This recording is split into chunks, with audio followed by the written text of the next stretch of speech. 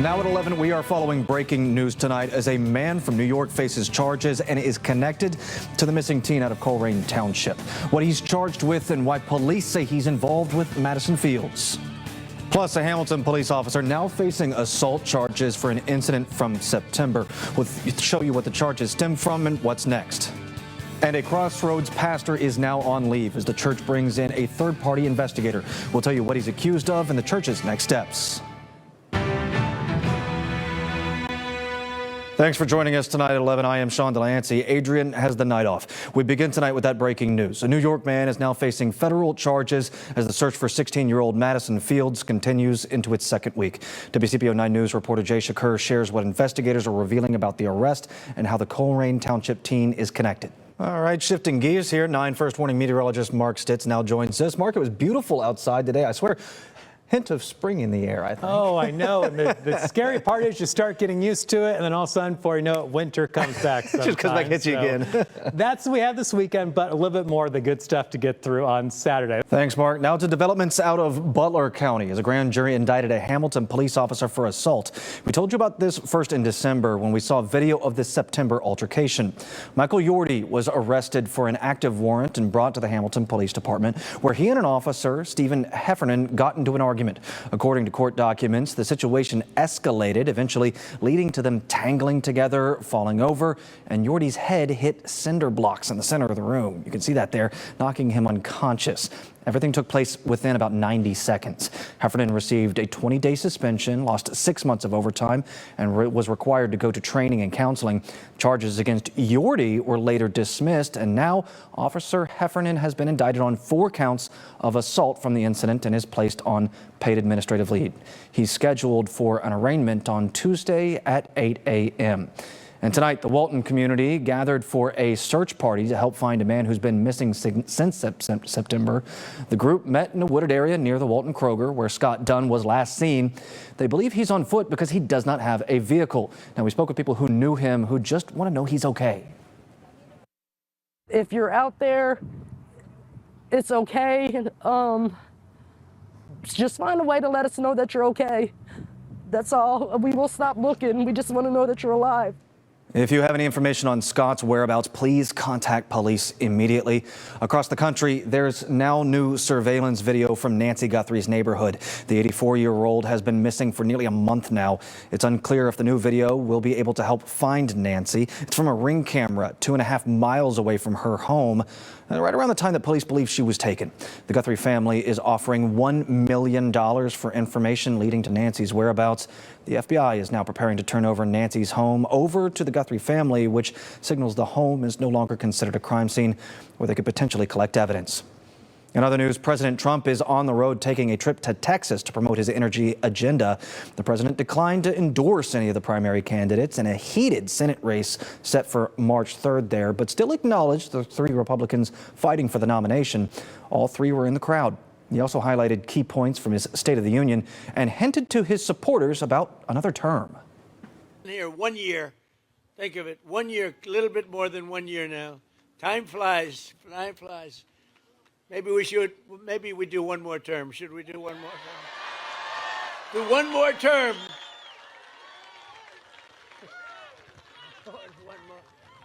Well, we're entitled to it because they cheated like hell in the second, right? So we would actually be entitled to it.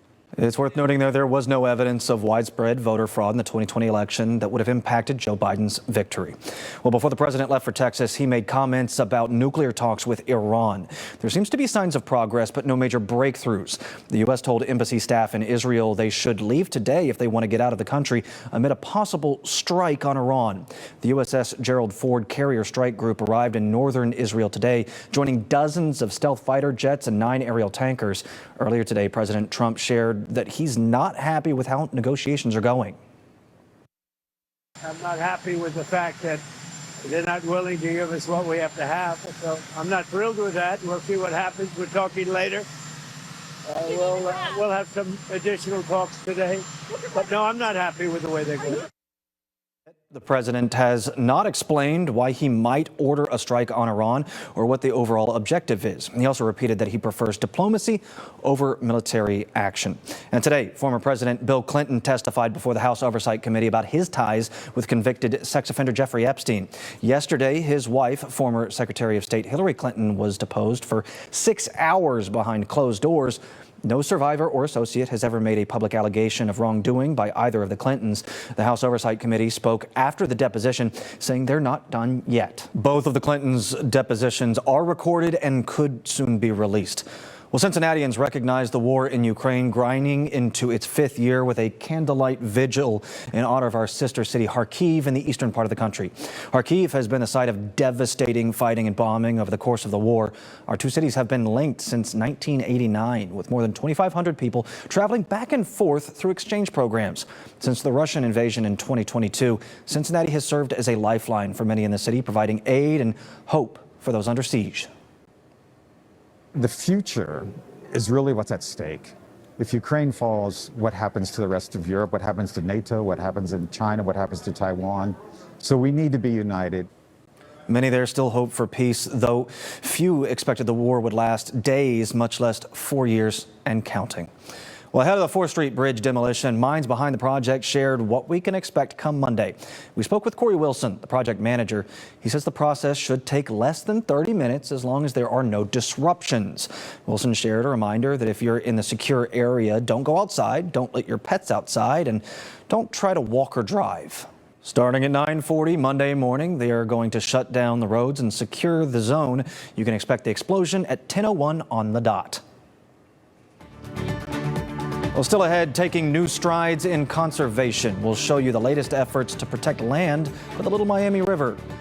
And Cincinnati Animal Care calling for help as we get into the warmer months, what they're offering this weekend to help get animals into their forever home. You're watching WCPO 9, part of the Scripps News Group. Here's what's happening in the tri-state tonight. Officials at Cincinnati Animal Care said that they are at max capacity and they need your help finding homes for dozens of dogs and cats. Starting today and running all weekend long, they are waiving adoption fees for all dogs and cats over the age of 6 months. The Cincinnati Animal Care Centers are open every day this weekend from 1 to 6. And tomorrow, all are welcome to check out the Black Child Book Fair in Cincinnati. This began in Chicago in 2019 and now travels nationwide in an effort to promote literacy and increase representation in children's literature. With African-American characters appearing in only a small percentage of mainstream books, this fair helps children see themselves reflected in positive and empowering stories. If you want to check it out, the book fair will be held at Agape Love Ministries Church from 10 a.m. to 3 p.m. And tomorrow is the 4th annual Family Mental Health Education Day at the Cincinnati Zoo. The event is hosted by the nonprofits 1 in 5 and Mind Peace.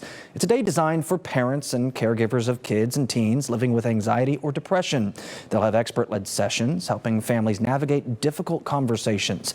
It's happening tomorrow from 9:30 to 2:30 at the Cincinnati Zoo. Registration is $15 per person. Well, new tonight, a Crossroads pastor is now suspended following an incident stemming from 2015. Pastor Brian Tome is founding and senior pastor for Crossroads Church. According to the church, they became aware of a statement in 2024 regarding alleged inappropriate physical humor by Tome during a video shoot in 2015. The church conducted an investigation and the issue was later resolved. Now, the community member recently brought up the allegations again. The church says that no new information has been given, but they hired an independent investigator to review the situation. This comes nearly a month after the Oakley location fired the director of their Next Gen program.